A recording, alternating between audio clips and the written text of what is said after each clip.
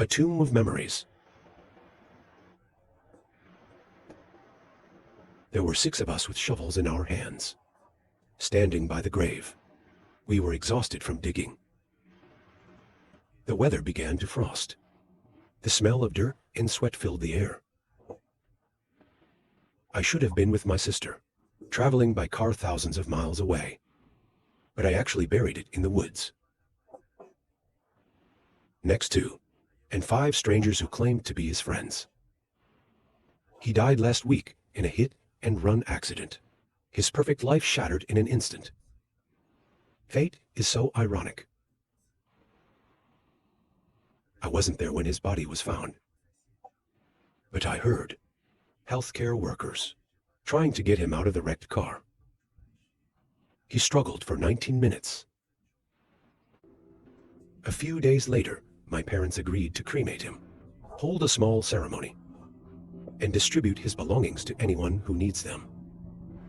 And that's how we found the time capsule. This little metal cylinder looks like a picnic basket, wrapped in a burlap sack.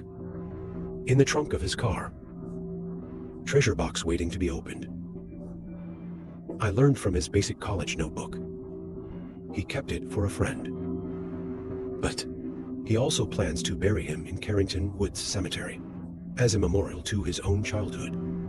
And my dad said, we can make his wish come true and put his ashes away, buried next to this time capsule. I logged into my space, messaged a few of his friends, and I told them what I was going to do. The people who came didn't talk much, but they all brought something. In the time capsule, photo letter, jewelry. They are buried in a nearby cemetery. I didn't ask what these were. I didn't ask their names. It didn't matter at the time. I remember feeling so guilty at the time, because I didn't put anything of my own in. But Dad said I was wrong. Casey is in there. He is a very important part of your life. More important than any gadget. The only way to move forward, just forget about it. You have to if you want to move on. I don't want to forget to be happy. I don't want to forget what he meant to me. But gradually, here's how it went. I moved house. They got married. They had a life. And what brought me back to him was a tragedy. I was going to go home for Thanksgiving break. But it's actually answering the police's question. Trying not to break down. When I came to my parents' driveway, I feel something is wrong. Mom and Dad said, even if it's late, they also stay up late waiting for me. But there wasn't a light in the house. It was pitch black. It didn't even bark. I got out of the car in the cold wind and walked to the door. I have a bad feeling. Do you understand? You just sense that something's wrong. After a few seconds, the dark fantasy in my head came true. I saw my mother's body, lying on the living room carpet, and I went into the next room, finding my father's resistance useful. A thief died there. Blood was flowing from his wounded skull. I remember telling the police, I don't know why someone would do such a thing.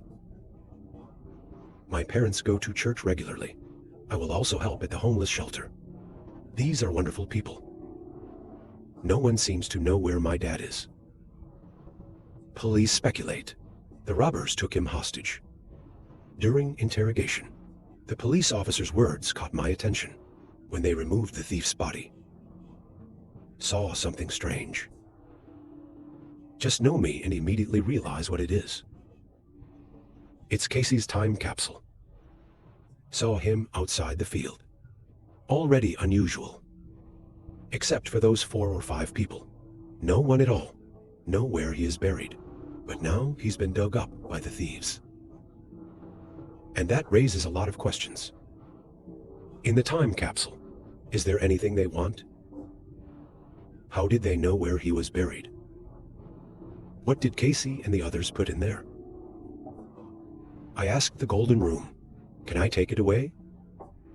They said yes. This was almost 2 days ago. My dad hasn't found it yet.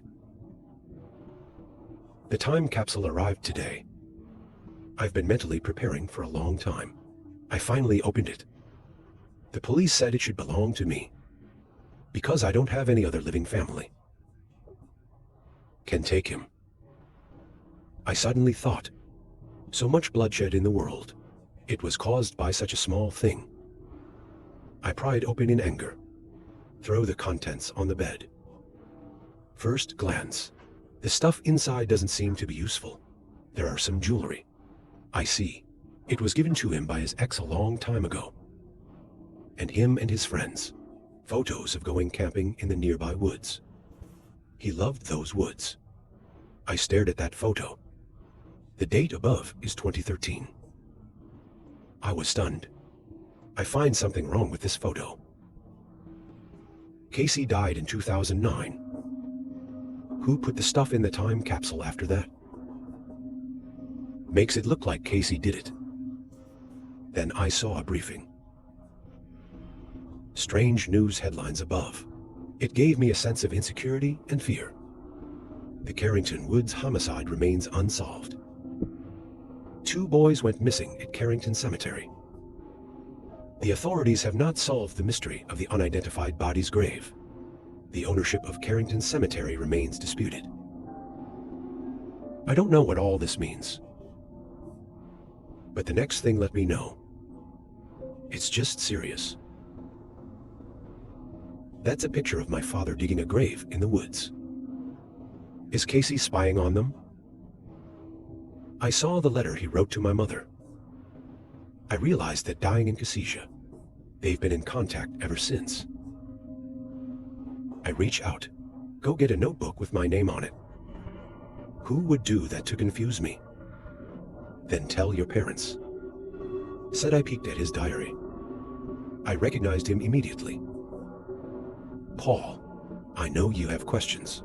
That purpose will give you the answer. Come and find the truth. Happy. See these words. I'm shaking with anticipation. Is my sister really still alive? How did he hide for so many years? But here's the thing. And why would he do that? I went to the woods immediately. Tell my wife to be back soon. This secluded meadow is unforgettable. I soon found the grave of happiness. Because he has been dug up. Then I found that other graves had also been dug up. Don't move. A figure came from the woods. A woman I barely recognize. Come out of the woods. Is happy. She was wearing camouflage, camera in hand. Then I heard a gunshot. A huge corpse fell behind me. Heart-dug grave. My dad followed me. Is about to attack us both. Casey came to me. He threw the gun away with trembling hands. Paul, it took me almost 20 years to prove that our father is a serial killer. As soon as he found out I'd been using the capsule to hide evidence, he bowed his head. He looked sad. Mom paid the price for his carelessness. All these years, Dad thought you were gone, but you've always been here. We hugged each other. I get it. Come on. And I have a few more questions that really blow my mind. But when we hug each other, those questions don't seem to matter anymore. If you like this story, please click like. If you don't like this story, please click subscribe to the channel to watch the next videos. Thank you.